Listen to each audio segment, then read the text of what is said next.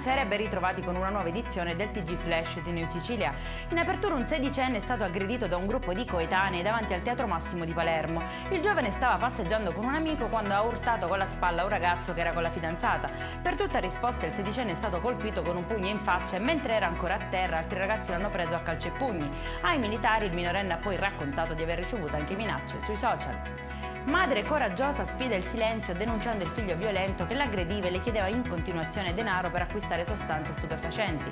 È successo a Vittoria nel Ragusano e il giovane è stato posto ai domiciliari in un'altra abitazione sita fuori provincia.